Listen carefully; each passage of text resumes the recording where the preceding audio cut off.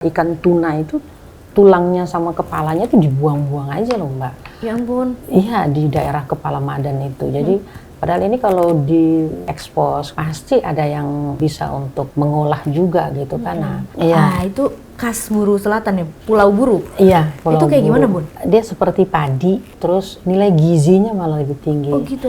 Iya, jadi harus punya otong Mbak. Karena pada saat 1 tahun itu 6 bulan bekal gitu. Karena dia nggak bisa melaut, dia nggak bisa ke hutan gitu.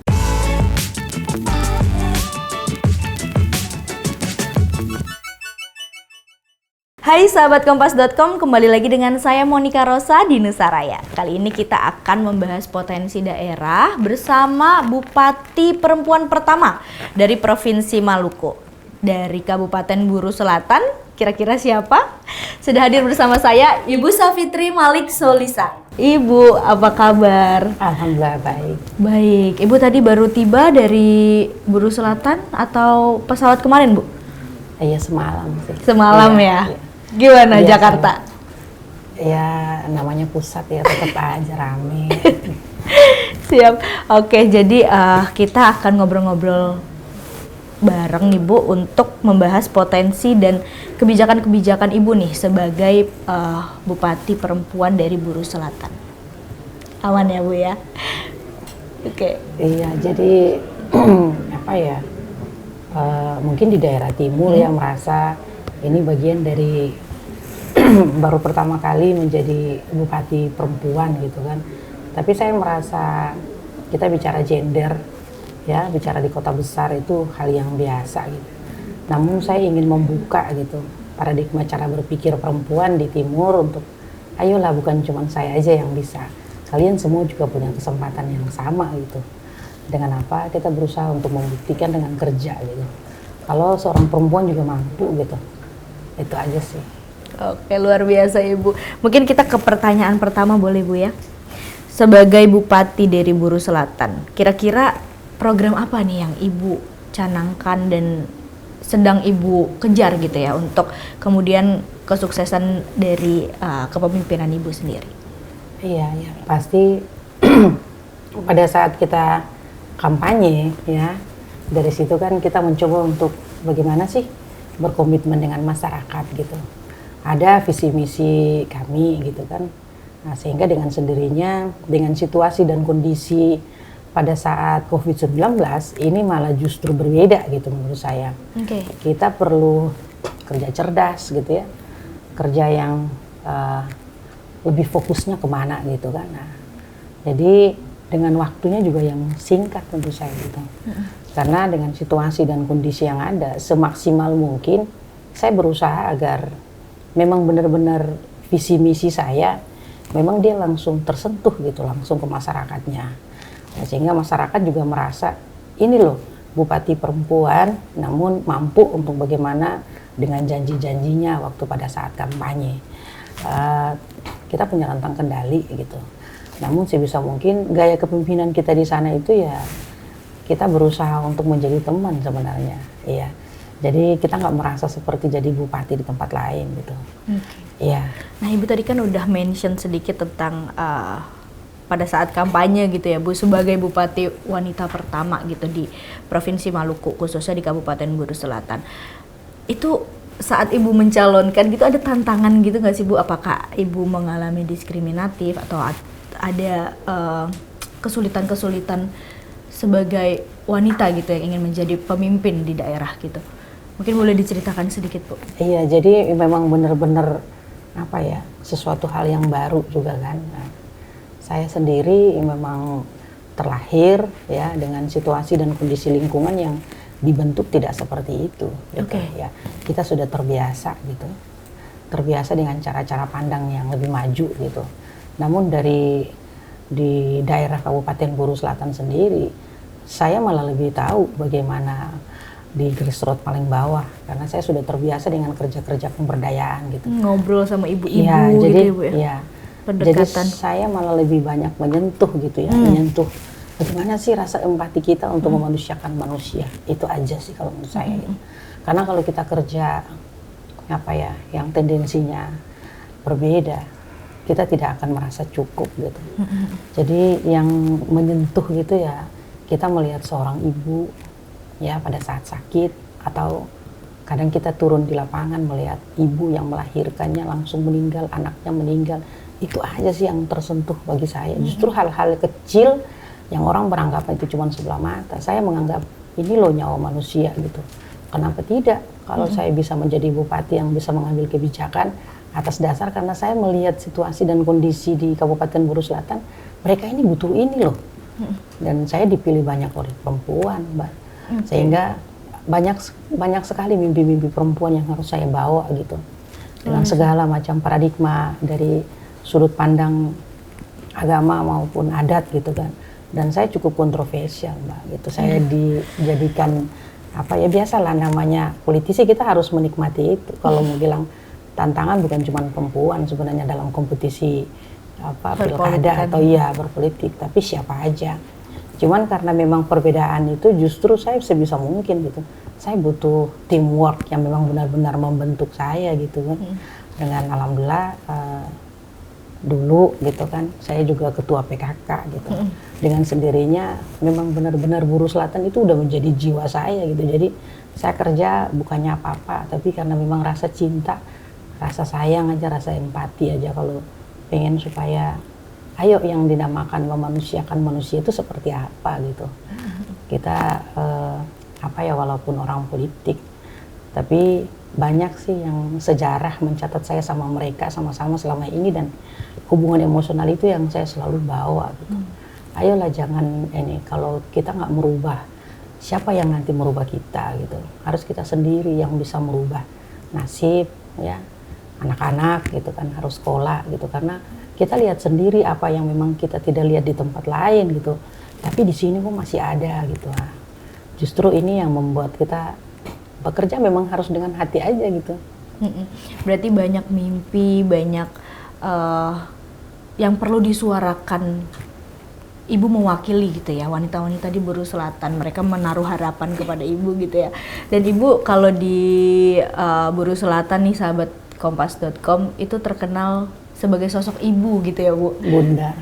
Sosok bunda, sosok ibu yang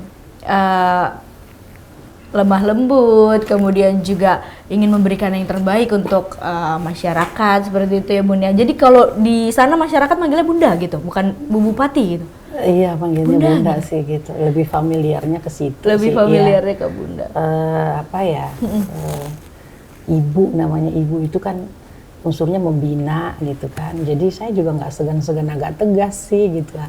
Ya, jadi kadang galak dikit nih untuk kebaikan gitu ya. Iya. Tapi sebenarnya maksudnya perhatian dan sayang gitu ya, Bunda. Iya, kalau iya, ibu kan benar. gitu ya, Bunda ya. Iya. Marah-marahnya ibu itu kan sebenarnya sayang aja gitu. Iya, oke deh. Nah, ibu kan sebagai bupati wanita gitu. Kira-kira program apa sih, Bu, yang memang menyuarakan wanita gitu, yang secara jelas ada di dalam program kepemimpinan Ibu? Iya, jadi di PMD sendiri kan ada tuh Kabid pemberdayaan perempuan dan anak gitu. Saya kemarin kita sebisa mungkin bangun komunikasi, membentuk diskusi-diskusi kecil dengan beberapa organisasi, termasuk dari kami, dari GMKI, dari beberapa organisasi yang unsurnya memang benar-benar ayo loh, ini bukan tanggung jawab kita sendiri, tapi siapapun bertanggung jawab atas masalah daerah ini yang sifatnya ya membantu pemerintah. Kita nggak bisa sendiri, kita butuh banyak sekali dorongan, masukan gitu kan, karena daerah kita rentang kendalinya cukup banyak. Sementara kita bangun diskusi, hanya ingin tahu aja sih, apa sih maunya masyarakat kita, ataupun apa sih maunya organisasi-organisasi yang kita bisa selaraskan dengan program pemerintah gitu. Itu aja sih. Jadi ada juga TP2A ya kalau nggak salah itu kan. Nah itu juga mengenai perempuan, dulu masih sama-sama dengan Kabupaten Buru gitu.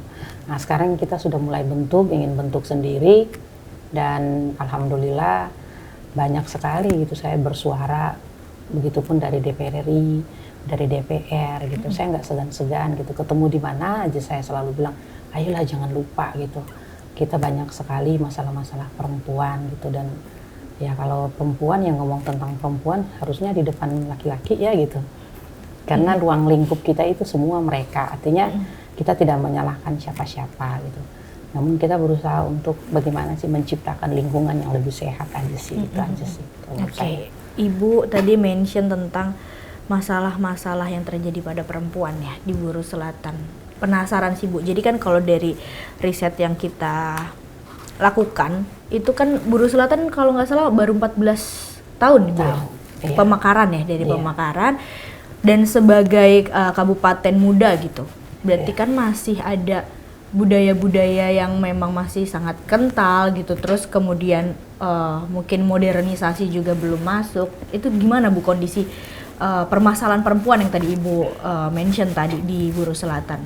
Iya, jadi sifatnya ya saya berusaha menjadi pendengar yang baik aja dulu gitu aja. Ya, jadi tahu dengan segala macam persoalan gitu. Jadi mungkin bicara mengenai masalah perempuan ini kan ada tabunya, ya ada nggak enaknya gitu karena faktor-faktor, banyak faktor gitu sehingga membuat dia itu terkukung, dia merasa sendiri gitu, dan dia butuh teman, dia butuh sesuatu yang memang benar-benar bisa melindunginya. Itu aja sih kalau menurut saya gitu. Jadi dari sekian tahun saya di sana, saya melihat sebenarnya masalah-masalah ini sebenarnya bukan cuma di kita aja sebenarnya, banyak juga karena namun kita berupaya untuk melakukan dalam bentuk kita sekarang menjadi orang pemerintah gitu.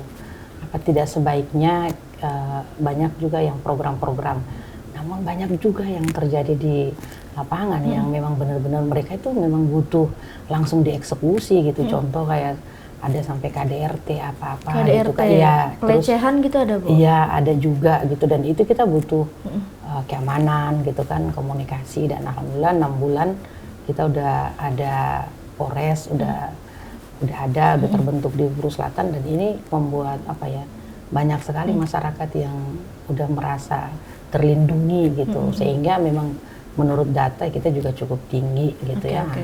Kita sebisa mungkin bangun komunikasi yang baik gitu.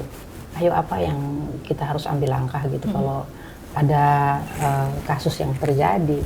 Kadang kalau saya sibuk, saya sebisa mungkin perintahkan anak buah saya untuk langsung ke rumah, kita memberikan sedikit rasa perhatian gitu kan. Mereka butuh pendampingan gitu aja sih. Kalau di Buru Selatan Bu, penasaran sih saya, untuk pernikahan dini itu masih tinggi kah atau ada? Masih ada ya Bu? Masih ada, jadi lebih memprioritaskan anak laki-laki ya untuk sekolah. Tapi kalau ya tapi itu rata-rata tuh di dusun-dusun, di di suku-suku adat gitu, itu aja sih. Saya sebisa mungkin kadang justru dari kita tidak menjaga jarak, kita bisa jadi teman buat mereka. Kadang saya nggak segan-segan langsung ambil aja gitu, langsung yang penting udah sarjana atau SMA, ayo masuk aja gitu, langsung dikasih kerjaan di Pemda walaupun cuma jadi honor gitu.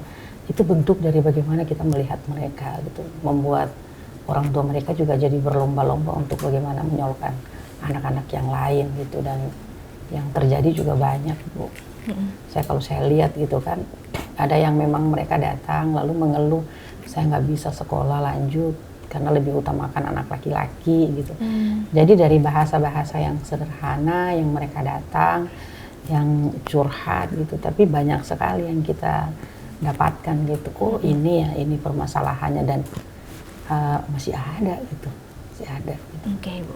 Oke, berarti dari pendidikan, kesadaran masyarakat juga Ibu maksudnya masih punya banyak PR ya Bu, untuk kemudian dibandingkan dari daerah-daerah lain gitu ya Bu, untuk menyadarkan pentingnya pendidikan, terus patriarki yang masih ada gitu ya, bahwa semua nih cewek cowok harus penting nih untuk pendidikan gitu ya Bu ya. Iya. Masih banyak peningkatan sumber daya manusia gitu kan. Bagus juga ada Merdeka Belajar ya sekarang. Ya dari pemerintah membuat ini, ada Karta Merdeka ini kan membuat kemandirian buat anak-anak sih kalau saya lihat, karena zaman digital kita memang menghadapi era yang memang sudah berbeda gitu, sehingga saya juga tidak segan-segan kadang komunikasikan dengan Kadis gitu kan. Ada masalah-masalah yang terjadi di lapangan, justru karena mungkin saya dekat dengan masyarakat, walaupun saya di mana-mana tapi saya dapat informasinya malah lebih duluan gitu. Ya, Karena teknologi ya Bu. Iya. Jadi sekarang tuh sudah tidak ada jarak tuh sudah iya ada informasi cepat gitu ya, ya. ya, media sosial apa aja gitu, bangun komunikasi yang baik sehingga memang benar-benar apa ya, masyarakat merasa iya kalau sama bunda pasti bisa diselesaikan gitu. Karena apa sebenarnya eh, begitu banyak rentang kendali gitu kan, saya nggak mau gitu menyangkut dengan pelayanan publik itu ada hal-hal yang kita menganggap itu sepele tapi bagi mereka itu sangat berarti Mbak. Oke. Iya itu aja sih. Aduh Ibu, lanjutkan Ibu perjuangan Ibu. Aduh saya jadi merinding.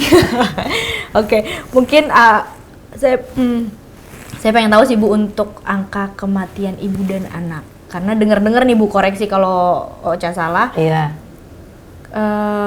Untuk ibu-ibu nih untuk mau melahirkan itu harus naik speedboat di sana, harus ke rumah sakit yang jauh, itu benar Bu?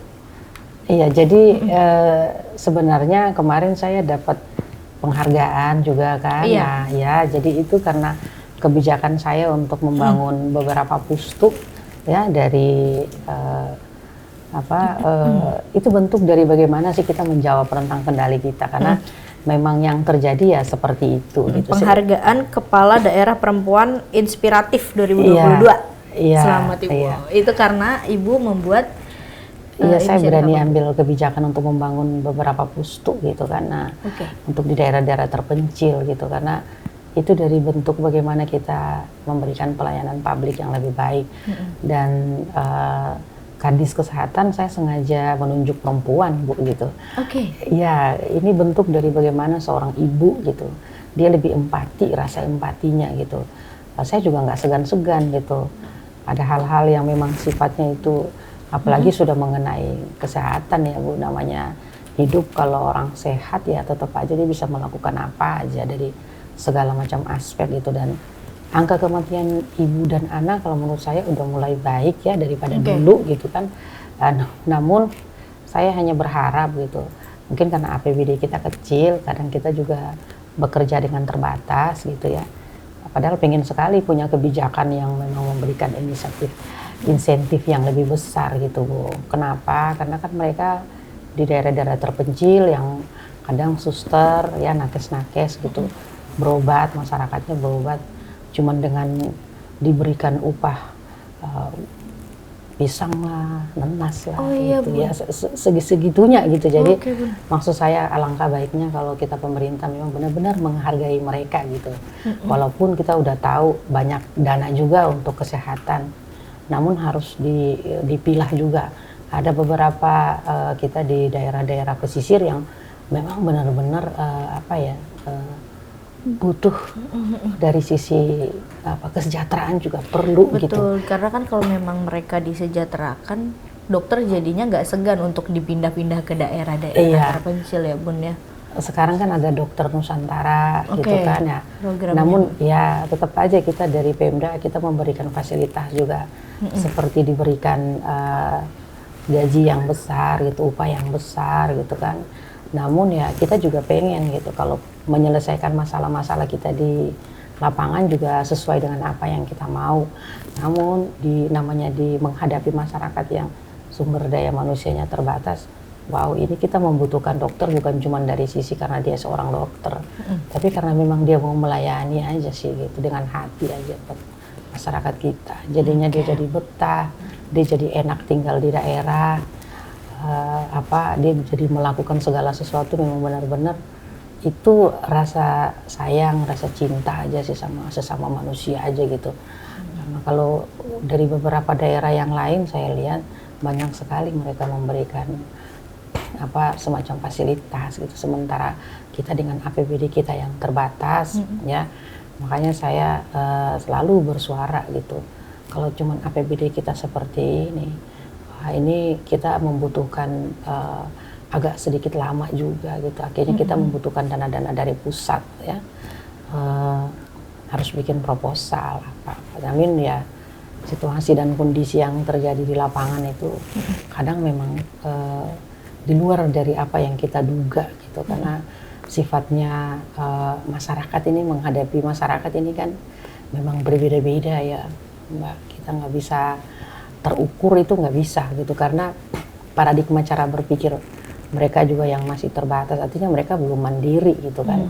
Otomatis larinya ke kita gitu kan. Nah, hal-hal ini yang membuat saya merasa ayo kita harus bikin kebijakan yang memang betul-betul dia terarah. Terus saya membutuhkan kepala OPD gitu yang memang benar-benar cinta daerah ini dulu. Satu visi dan misi ya Bu untuk membangun gitu ya Bu. Iya.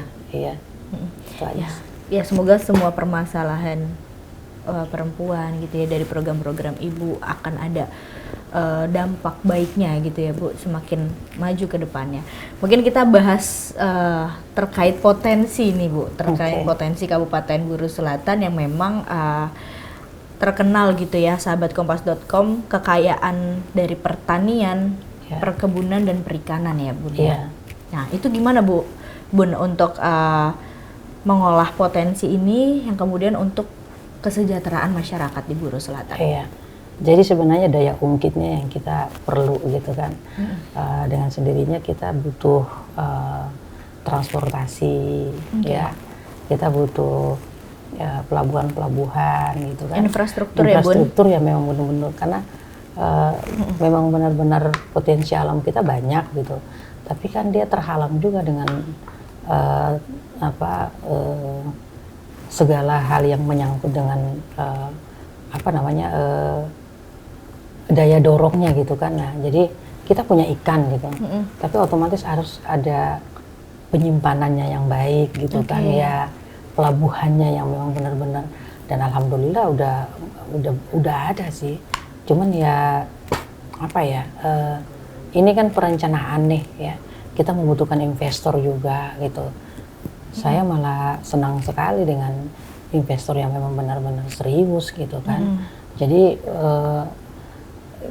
kita berusaha untuk memang benar-benar apa yang dibutuhkan gitu kan. Apa yang dibutuhkan di sana itu sumber daya alam kita itu malah lebih banyak menguntungkan untuk beberapa daerah yang secara geografis itu dia berdekatan dengan kita gitu.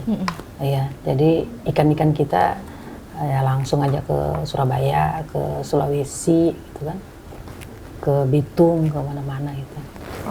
Berarti udah sebenarnya justru Buru Selatan itu sudah penghasil ya Bu ya, ke beberapa kabupaten dan provinsi gitu ya.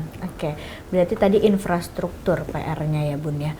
Terus untuk selama ini yang memang dijual itu kan baru yang mentah gitu ya Bun ya, maksudnya bahan mentah belum diolah. Apakah ada kemungkinan nih Bun kedepannya Buru Selatan juga ingin mengolah ini agar nilainya juga semakin meningkat gitu kan, daya jualnya gitu?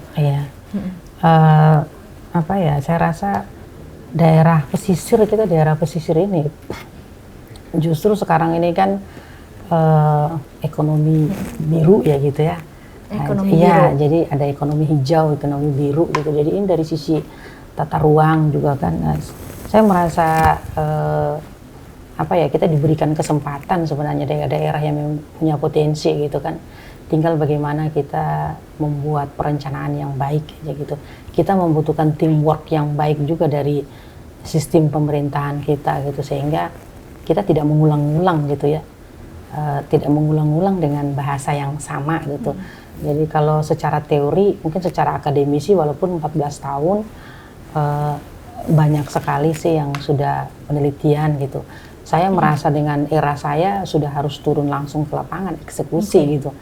Melihat langsung ya Bun? Karena semua udah ada datanya, data-datanya udah ada, dan kita berusaha untuk menjawab aja sih.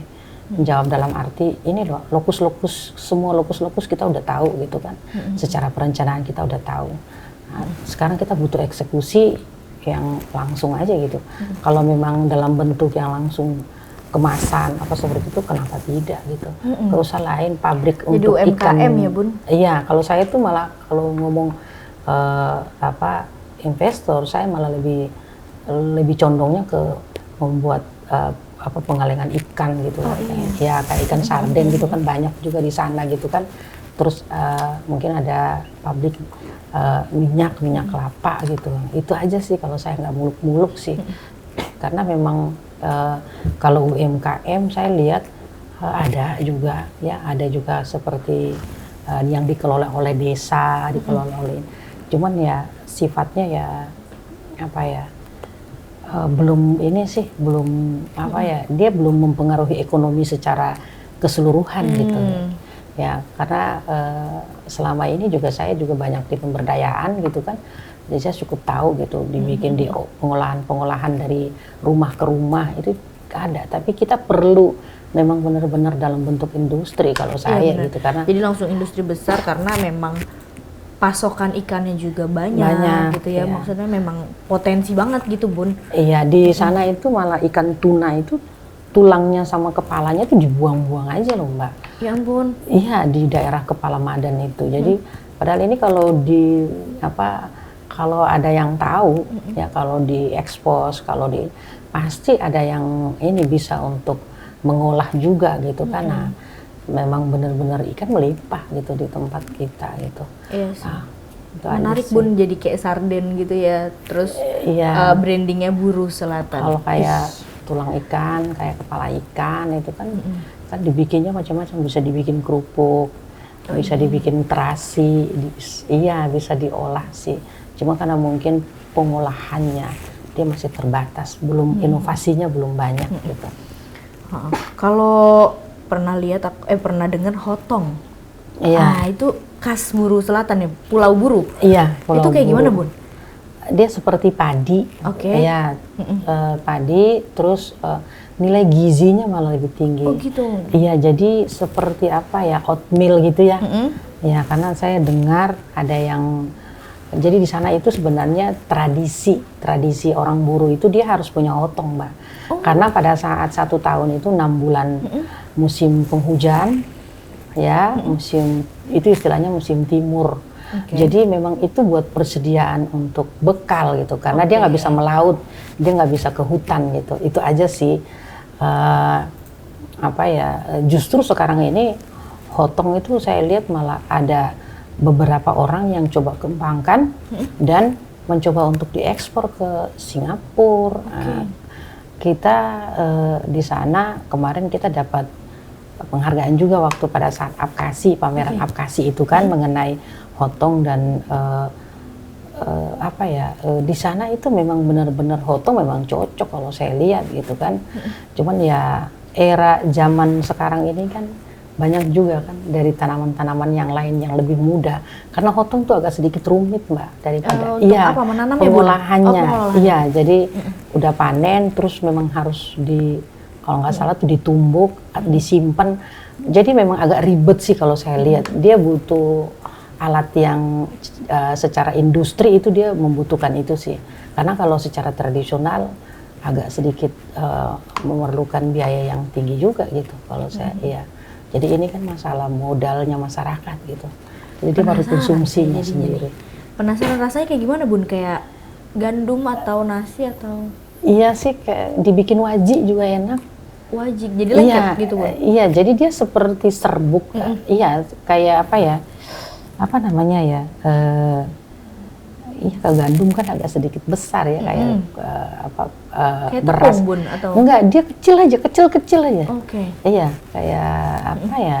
Pokoknya butiran tapi kecil sekali itu. Nah, nanti biasanya direndam dulu. Nah, terus tapi cara pengolahannya tuh udah banyak sekali di Buru, rata-rata tahu gitu, karena dari pemerintah daerah, dari pemberdayaan, dari PKK, dari banyak dari wanita, begitupun dari ada juga yang dari seperti AMGPM gitu kan, dari gereja juga sering tuh buat lomba-lomba aneka inovasi untuk pengolahan hotong gitu, dan itu sangat membantu. Menarik sih Bun, maksudnya itu kan ciri khas dari Buru Selatan gitu loh. Jadi Pulau Buru, dari Pulau Buru. Jadi kalau untuk diangkat itu kan jadi identitas gitu kan Bun ya. Iya. Maksudnya jadi bahan khas dari Pulau Buru gitu ya. Iya. Kalau nggak salah Pulau Buru tuh kemarin saya ke Maluku, yang bagus minyaknya ya Bun ya? Minyak kayu putih ya. Iya. Iya, memang di sana khasnya ya minyak kayu Di putih. Buru Selatan juga bun? Ada, kita juga punya ada minyak kayu putih VCO kita lagi. Iya, ya ampun Iya. itu tuh kalau dibawain itu tuh udah seneng banget sih. Oleh-oleh dari Maluku tuh. Insya Allah nanti dibawain. Lalu saya yang kesana aja bun. Oh boleh. Boleh dong bun. Malah lebih bagus nanti. Lihat pohon minyak kayu putihnya langsung gitu. Oh iya, menarik. Oke, Iya, oke. Karena harus kalau ke Maluku tuh harus bawa itu sih bun. Iya, Seampuh wajib. itu, iya kan? Itu oleh-oleh wajib. Iya. Oke, nah mungkin kita lanjut ke pariwisata bun. Oke. Ini kan juga Buru Selatan punya pantai Jiku Merasa. Air babunyinya, air babunyi. Oke, untuk pariwisata ada air babunyi yang kemarin air kita babunyi. dapat penghargaan pantai terunik gitu. Jadi pantai terunik. Iya, jadi antara kan itu airnya dingin banget kayak es gitu. Terus dia di pinggir pantai. Dia bukan di Airnya dingin seperti air es. Iya, seperti Tapi es. pantai. Tapi dia nggak jauh dari pantai gitu. Oh. Dekat aja kita pakai speed itu turun langsung. Oh, oke. Berarti Jadi harus unik, dia masuknya di kategori dapat penghargaannya terunik gitu. Oke. Itu deket ya bun? Maksudnya kalau kita mau ke sana cuma naik speedboat sebentar gitu? Naik speedboat mungkin 1 jam nyampe. Oh 1 jam, oke. Iya. Nah itu gimana bun untuk potensi pariwisata? Jadi kan beberapa daerah memang yang berpegang teguh pada pariwisata itu kan juga berdampak setelah COVID gitu ya bun ya? Iya. Kayak wisatawan menurun. Nah kalau untuk di Buru Selatan tuh kondisinya seperti apa bun? Justru dengan pariwisata saya malah memang benar-benar menggalakkan gitu, karena dia langsung menyangkut dengan masyarakat gitu. Karena di sana itu saya malah lebih senang dengan wisata kulinernya gitu. Oke. Jadi saya sengaja gitu, kita bisa, karena pantainya ini semua rata-rata daerah timur itu kan semua pantai gitu kan. Nah, saya pengen ada ciri khas dari kulinernya gitu. Jadi memang benar-benar di tempat saya itu mau kuliner apa aja dengan harga terjangkau juga dapat mbak gitu. Jadi apa ya, orang datang ya, masyarakat ataupun siapapun datang ke sana itu dia juga bisa betah karena dari makanannya aja 10.000 udah bisa gitu. Jadi memang benar-benar menggalakkan kuliner gitu. Tapi kalau dari, kan kita juga punya ada Arum Jeram ya. Saya lebih senang air ya. Iya, saya lebih senang dengan Arum Jeram mbak, karena yang Arum Jeram itu kita kerja sama universitas terbuka, UT gitu, satu universitas, kita bentuk satu kelas, kelas pariwisata yang kita berikan beasiswa gitu. Jadi antara Pemda Bursel dari pariwisata bekerja sama dengan satu kelas yang memang dipersiapkan untuk membantu pariwisata kita, sama dibentuk komunitas. Jadi saya di sana banyak komunitas mbak, dibawa dari pariwisata. Oke, berarti kalau Arum Jeram sungai ya bun ya? Iya. Wisata air. Iya, wisata air. Yang dijual sebenarnya justru alamnya, Mbak. Jadi pada saat lewat dengan Arum Jeram itu Mbak udah masuk di sesuatu yang apa ya, mendapatkan sesuatu yang berbeda aja sih gitu. Oke. Iya, karena memang bener-bener benar-benar kayak jungle gitu ya. Iya. Iya. Oke. Nah kalau untuk wisata lautnya mungkin diving ya bun ya, di sana Iya. pasti keren banget tuh bun. Keren banget karena memang benar-benar masih natural gitu. Banyak sih kayak seperti anak-anak sekolah, anak SMA, SMP gitu kan. Saya bisa mungkin menjadi teman aja buat siapa aja gitu. Itu dari bentuk bagaimana kita menjaga ekosistem aja gitu. Jadi kayak kadang ada guru ya yang datang ke pantai dengan anak-anak murid, cuman pengen video call sama saya gitu. Oh boleh gitu, cuman video call yang langsung komunikasi, dia langsung lihat situasi dan kondisi, dia dapat kura-kura, anak kura-kura, dia langsung lepas gitu, dan saya nggak segan-segan gitu, bisa video call langsung sama mereka gitu. Langsung gitu, ayo dijaga ya lingkungan kita. Ya bunda, ini kita mau ada anak kura-kura. Saya bilang nggak bisa ambil ya, dilepas aja ya, dijaga gitu, jaga kebersihannya. Jadi masalah komunikasi aja sih kalau saya lihat, dan cukup ampuh mbak. Oke, berarti strategi bunda nih untuk pariwisata menggalakkan kuliner, kemudian juga semakin banyak jenis wisatanya. Jadi ada Arum Jeram, ada diving, macam-macam ya bun, ada melepas kura-kura di kemudian Pulau juga Oki. kemudian juga komunikasi yang baik gitu ya Bun. Kita di sana juga punya kura-kura jenis kura-kura belimbing itu kan udah agak sedikit langka. Iya. Oke. Di tempat saya juga ada Masih kemarin. ada. Iya, terus sama buaya yang bertanduk itu juga pernah dapat gitu ya. Jadi karena di sana kan buayanya juga banyak, Mbak. Oh iya Bun. Iya. Enggak, itu di mana Bun? Di Biasanya di Rawa. daerah-daerah Rawa, di Bukan Kepala di- Madan, di di Kecamatan Waisama gitu. Karena Oh, memang serem, Pulau Buru itu memang identik dengan Buaya. banyak buaya gitu. Oh. Ya, sehingga memang ekosistem alamnya kita harus jaga, Mbak. Iya. Bahkan sampai tadi ada buaya bertanduk, terus ada juga hewan-hewan yang memang masih Langka. sudah langka ya Sudah sekarang langka, gitu. iya. Nah kalau dari pariwisata Bun, itu impactnya apa aja nih untuk Buru Selatan ke sektor-sektor lain mungkin? Sangat gitu. Karena dari era COVID-19 ini itu membuat banyak sih masyarakat yang tukang ojeknya dia ngeluh gitu kan, ibu-ibunya juga banyak ngeluh.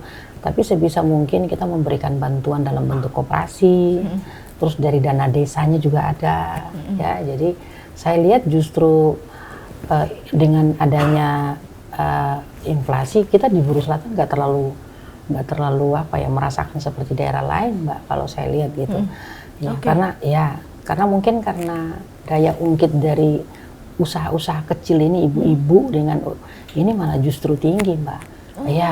Jadi semakin banyak setiap dari beberapa desa itu udah mulai ada kuliner-kuliner yang dari ibu-ibu dan itu sudah berjalan sudah hampir berapa tahun ini.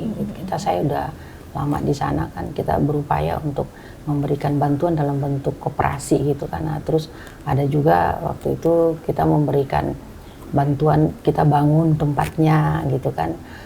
Terus ada juga yang dari Deperindak atau dari Ketahanan Pangan memberikan dalam bentuk barang gitu.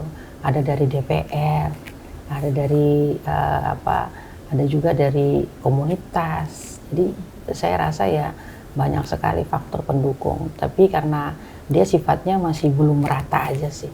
Belum sampai ke kecamatan-kecamatan. Tantangannya itu ya Bu? Iya, kalau di dalam kota sendiri saya rasa saya udah agak sedikit puas gitu. Karena dampaknya langsung terasa kayak contoh ada tamu mendadak gitu ya kalau saya gitu kan. Sementara mereka jualan kan tiap malam gitu kan. Ada yang ikan asapnya, itu ikan asapnya memang benar-benar enak, Mbak. Ya, jadi saya tuh kayak ada tamu itu saya selalu menyuguhkan memang benar-benar ciri khas di sana, ada ketupatnya, ada macam-macam yang memang benar-benar ini loh. Ini yang memang kita sudah memberikan bantuan dan kita sudah rasakan gitu. Nah, itu aja sih dan itu berdampaknya luar biasa. Sehingga mereka mendapatkan income itu tiap hari pasti ada, Mbak. Ya. Mungkin untuk penginapan gitu juga Bun? Udah ada, Pak. Udah lengkap, terus udah ada melibatkan penginapan. masyarakat juga gitu ya? Atau gimana Bun? Tetap, Pak. Jadi kan ada tuh diberdayakan anak-anak yang kerja langsung berdampak ke mereka. Terus kalau saya lihat di sana tuh justru kuliner itu membuat pendatang itu dia jadi betah, Mbak. Gitu. Jadi kayak dia bilang, iya Bunda kita bisa 2 hari 3 hari. Soalnya enak sih kulinernya gitu. Jadi beli 10.000 aja udah bisa. Jadi otomatis dengan sendirinya semakin banyak tamu itu malah nanti secara ekonomi itu malah lebih baik di daerah kita dan itu udah langsung dirasakan sama tamu kita itu udah senang. Kalau menurut saya udah senang aja gitu karena membuat mereka jadi betah dan tidak terlalu memerlukan dana yang begitu besar juga. Berarti di Buru Selatan ini ekosistem pariwisatanya sudah berjalan. Sudah berjalan ya Bun ya? Iya. Dengan adanya komunitas-komunitas, jadi kita sifatnya mempromosikan di media sosial gitu kan. Berarti sudah mulai digital Bunda? Iya, sangat-sangat kita kemarin dapat bantuan dari Kemendes untuk desa pariwisata, kita dapatnya di Desa Namrinat itu di gunung. Justru saya memilihnya di gunung, Pak. Gunung yang memang benar-benar tempat arum jeram. Karena saya pikir ya daerah timur itu semua ngomongnya pantai gitu. Kenapa kita ngambil gunung aja gitu, sesuatu yang lain beda gitu. Terus di situ cuman satu desa yang berada di gunung, memang benar-benar unik aja menurut saya gitu. Karena faktor pendukungnya tuh luar biasa, alamnya bagus gitu kan. Nah, di situ bisa dibikin tempat camping. Jadi perencanaan ke depan itu malah lebih banyak kalau, tapi kita mulainya dari sekarang pelan-pelan aja gitu. Oke, berarti untuk strategi pariwisatanya juga tadi udah bagus ya Bun, sampai digital. Nah, untuk kemudian mempertahankan dan mungkin meningkatkan nih pariwisata di Buru Selatan, kira-kira apa aja Bun? Selain tadi promosi yang Bunda lakukan digital tadi. Iya, apa ya? Kita perlu memberikan edukasi juga buat masyarakat gitu. Pertama namanya pariwisata kayak saya lihat di Bali itu kan memang benar-benar orang welcome sama siapa aja gitu kan. Orang merasa aman, merasa nyaman. Dia nggak ada yang barang-barangnya hilang gitu. Kadang gitu aja kan. Kita datang ke sesuatu daerah itu kan sebenarnya hal kecil tapi kadang dia mengena gitu. Nah, jadi kita harus banyak memberikan edukasi yang baik buat masyarakat. Kalau ini loh orang datang ke sini menjadi tuan rumah yang baik itu memang paling penting gitu buat siapa aja gitu, karena ini bentuk dari bagaimana kita meningkatkan ekonomi masyarakat juga, sehingga orang yang datang kita berupaya untuk semua masyarakat harus menjadi tuan rumah yang baik. Dan transportasinya Mbak, ya jadi sekarang mulai dari COVID itu kan transportasinya itu dia mulai dari nol lagi. Yang pesawatnya dulu yang seminggu 5-6 kali, sekarang dia udah mulai dari COVID itu cuma 2 kali. Nah, sekarang kita tingkatkan jadi 3 kali seminggu. Saya udah minta untuk 4 kali seminggu. Saya udah minta juga dari kapal cepat gitu, dan itu subsidi Mbak gitu. Kita nggak berani gitu untuk memang harus subsidi, karena cuma dengan jalan seperti itu aja. Pintu-pintu memang benar-benar harus dibuka. Iya, maksudnya saya gitu aja wisatawan juga dimudahkan gitu ya, jadi gitu. mau ke sana. Iya, karena kan kita dalam satu pulau 2 kabupaten Mbak gitu. Ya, kalau 2 kabupaten, sementara transportasinya dari Ambon ke kita juga dekat. Begitupun dengan kabupaten sebelah. Saya semaksimal mungkin membuat daerah saya itu merasa nyaman, aman, tenang, orang juga merasa betah, itu aja sih. Oke, luar biasa. Iya. Oke, semoga Buru Selatan semakin maju ya Bun ya. Mungkin terakhir Amin. Bunda ada pesan nih untuk pemerintah pusat, silakan Bun. Iya, jadi kalau untuk pemerintah pusat sendiri ya, ini kita udah ngomong jalan, jembatan, karena sungai kita di sana hampir 100 Mbak. Ya, padahal kita punya HPH sekitar 6 perusahaan kayu gitu kan. Terus terang aja kita cuma jadi penonton Mbak di sana, karena secara administrasi wilayah mereka belum masuk gitu. Ya, dari PAD mereka masih masuk di kabupaten sebelah. Ini kita butuh, walaupun udah komunikasi, tapi kita butuh apa ya? Memang benar-benar serius gitu. Karena daerah kita memang daerah yang potensinya banyak, besar gitu. Namun faktor-faktor seperti ini juga ada semacam apa ya, percaya diri kita sebagai pemerintah daerah sih gitu. Kalau kita juga dihargai gitu, walaupun izin dan segala hal di pusat, namun dari sisi ekosistem alam kita perlu juga harus dijaga gitu, karena daerah dalam setahun ini kan kita 6 bulan hujan gitu, dan ini udah mulai terasa, pelan-pelan udah mulai terasa. Dari beberapa 1 tahun ini udah mulai banjirnya di mana-mana gitu. Kita butuh jembatan, butuh jalan gitu. Mungkin status jalan ada beberapa yang sudah dirubah gitu. Mudah-mudahan proposal kita jadi digolkan gitu ya, disetujui, karena saking pengen supaya ada masyarakat merasa merdeka aja sih kalau saya itu. Hal-hal yang simple sebenarnya gitu, karena kita sebagai pemerintah juga selalu dikritisi gitu kan. Namun dengan APBD yang kecil kita berusaha membuat proposal di pusat, dan mudah-mudahan ada bendungan Wayapo juga di sana kan ada gitu. Sehingga memang benar-benar bendungan yang itu dari pemerintah pusat ya, proyek pusat yang memang dia bisa sinergi dengan daerah kita juga, sehingga nilai income, ekonomi ya, perputaran uang juga ya, sehingga bukan cuma di daerah perkotaan. Karena Pulau Buru itu secara keseluruhan itu paling menjanjikan Mbak. Saya itu malah berpikir untuk Pulau Buru itu harus menjadi provinsi kepulauan Mbak, kalau saya gitu. Iya, karena untuk Mantap. menjawab kemiskinan itu cuman dengan jalan satu-satunya cuman itu saja kalau menurut saya. Iya. Siap, berarti sudah cukup Ibu pesan-pesannya. Terima kasih banyak Bunda. Sama-sama. Sudah hadir ke studio kompas.com ngobrol-ngobrol nih bersama saya di Nusaraya. Iya, terima kasih juga Mbak. Mudah-mudahan ini bagian dari bagaimana kita saling membesarkan dan ya Republik Indonesia gitu kalau menurut saya. Siap, siap. Oke, sahabat kompas.com, terima kasih sudah menonton tayangan ini. Jangan lupa di like, comment, subscribe, dan di share. Jangan lupa juga untuk pantengin kompas.com biar nggak ketinggalan program-programnya. Salam Nusaraya, semangat Bhinneka Indonesia Raya. Saya Monica Rosa, sampai jumpa.